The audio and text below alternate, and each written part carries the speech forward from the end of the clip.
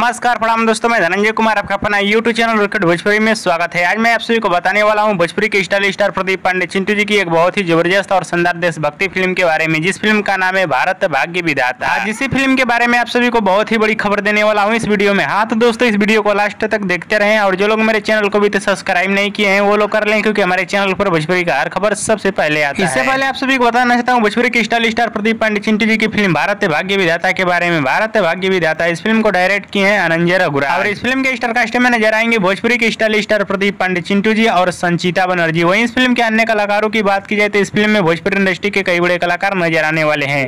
और इस फिल्म की कहानी की बात की जाए तो रोमांटिक लव स्टोरी, इमोशनल और देशभक्ति फिल्म होने वाली है, जो कि भोजपुरी दर्शकों को ये भी फिल्म सिनेमाघरों में काफी ज्यादा पसंद भी आने वाली है। और इस फिल्म के गाने की बात की जाए तो इस फिल्म के सभी गाने बहुत ही कमाल के और जबरदस्त गाने बनाए जाएंगे, जो कि इस वीडियो गाने में नजर आएंगे भोजपुरी के स्टाइल स्टार प्रदीप पांडे चिंटू जी और संचिता बनर्जी। मगर भोजपुरी के स्टाइल स्टार प्रदीप पांडे चिंटू जी की फिल्म भारत भाग्य विधाता, इस फिल्म को लेकर एक बहुत ही बड़ी खुशखबरी आ रही है। खुशखबरी है कि इस फिल्म का शूटिंग पूरी तरह से कंप्लीट कर लिया गया है। हाँ दोस्तों, भोजपुरी के स्टाइल स्टार प्रदीप पांडे चिंटू जी और संचिता बनर्जी की मूवी भारत भाग्य विधाता, इस फिल्म का शूटिंग पूरी तरह से कंप्लीट हो चुका है। हाँ तो दोस्तों, हमारे इस वीडियो को आप लोग पूरा देखना, तभी आप लोगों को पूरी बात समझ में आएगी, क्योंकि इस फिल्म के बारे में आप सभी को बहुत सारी जानकारियां दिया हूँ इस वीडियो में। और दोस्तों, भोजपुरी के स्टाइल स्टार प्रदीप पांडे चिंटू जी और संचिता बनर्जी का वीडियो पसंद है तो ज्यादा से ज्यादा लाइक करें, कमेंट करें, शेयर करें, सब्सक्राइब करें। धन्यवाद दोस्तों।